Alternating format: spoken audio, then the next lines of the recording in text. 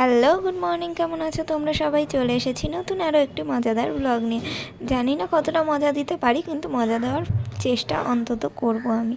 আর এখানে দেখো, সকালবেলা উঠে আমি রেডি হয়ে গেছি, মানে নতুন জামা প্যান্ট পরে নিয়েছি, স্নান করে আর বিছানাটাও একটু গুছিয়ে এবার রেডি হতে বসলাম। এই জামাটা এই ফার্স্ট টাইম আমি পরলাম। এটা আমার একটা দিদির জামা, যার গায়ে এখন আর হয় না, তো আমাকে দিয়ে দিয়েছে। আর আমি এরকম সবার জামা কাপড়ই পরি ভাই বোনেদের মধ্যে, কারণ আমি রোগা প্যাকাটি, সবার জামাই আমার গায়ে হয়ে যায়। আর আমি রেডি হচ্ছি কেন সাত সকালে? যাবো হচ্ছে আমার একটা মাসি বাড়িতে, যার বাড়িতে গৃহপ্রবেশ, নতুন ঘর হয়েছে। তো বাবা ফোন করে রাত্রিরেই বলে দিয়েছিল সকাল সকাল রেডি হয়ে নেবে, তারপরে কেষ্টপুরে এসে দাঁড়াবে। তো আমি ছিলাম মায়ের বাড়ি, তো আমি জানতামও না আমি কার সাথে যাচ্ছি, কত দূর যাচ্ছি, আমি কোনো কিছুই জানতাম না। আমাকে রেডি হতে বলেছে, আমি রেডি হয়ে নিচ্ছি। আর মাই আমাকে সাজেশান দেয় যে এই জিন্সগুলোর সাথে নাকি এরকমই জামা সবাই পরে, এই জামাগুলো সুন্দর মানায় এই প্যান্টগুলোর সাথে। আমার অতটা সাজগোজের প্রতি কোনো সেন্স নেই, যেতে হয়, জামা কাপড় পরতে হয়, খেতে হয়, এরকমই আমার ব্যাপার, তাই জন্য করি। তো মাই আমাকে এটা বার করে দিয়ে বলল যে সেলাই ঠেলাই করে রেখেছি, পরে নিবি, ভালো মানাবে। তো পরে দেখলাম না, সত্যিই ভালো মানাচ্ছে। একটু হাতা থাকলে ভালো হতো, এখন হাতা কাটা না পরে পরে কেমন একটা লাগে হঠাৎ করে যখন পরি। তো যাই হোক, রেডি হয়ে নিয়েছি।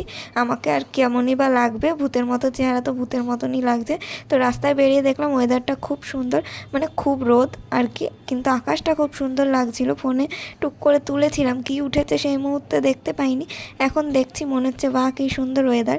এই ওয়েদারের সাথে গান দেওয়াই যেত, কিন্তু গান দিলেই কপিরাইট দিয়ে দেয়, তো সেই কারণে কিছুই দিতে পারছি না। আমার বকবকানি শুনতে হবে তোমাদেরকে। আর দেখো এখানে কি সুন্দর আকাশ দেখতে দেখতে আমি যাচ্ছি এখন কেষ্টপুর। কেষ্টপুর গিয়েও কিন্তু আমাকে বেশ কিছুক্ষণ অপেক্ষা করতে হয়েছিল, তার কারণ যার আসার কথা ছিল তাকে আমি খুঁজে পাচ্ছিলাম না, সেও এসে পৌঁছায়নি। তারপর আমি অনেকক্ষণ স্কুটির উপর বসেছিলাম। তারপর যখন সে আসলো ফাইনালি, তার সাথে দেখা করে একবারে যাচ্ছি। আমি ভেবেছিলাম বাবাও আসবে বা আমার বাড়ির আরও লোকজন আসবে, কিন্তু কেউই আসেনি, কারণ মেন খাওয়া দাওয়াটা হচ্ছে বিকেলে, মানে রাতের খাওয়া দাওয়া। তো কেউই সাত সকালে গিয়ে কারোর বাড়ি বসে থাকে না নিজের কাজকর্ম ফেলে রেখে। আমার যেহেতু ঘরে সেরকম কাজ থাকে না, তাই। আর যাই হোক, আমরা দুজন মিলেই এলাম এখন মাসি বাড়ি।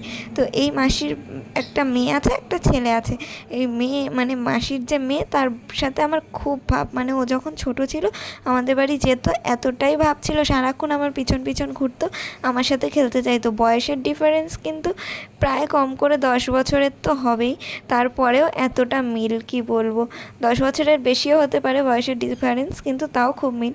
যাই হোক, দেখছি এখন নতুন ঘর বাড়ি কীরকম হয়েছে। এটা হচ্ছে ওদের নিজস্ব জায়গা, যেটা প্রমোটারকে দিয়ে ওরা ফ্ল্যাট তৈরি করিয়েছে। আর এখন আপাতত পাশেই একটা ফ্ল্যাটে ভাড়া থাকছে, কারণ ঘর হচ্ছিল সেই কারণে।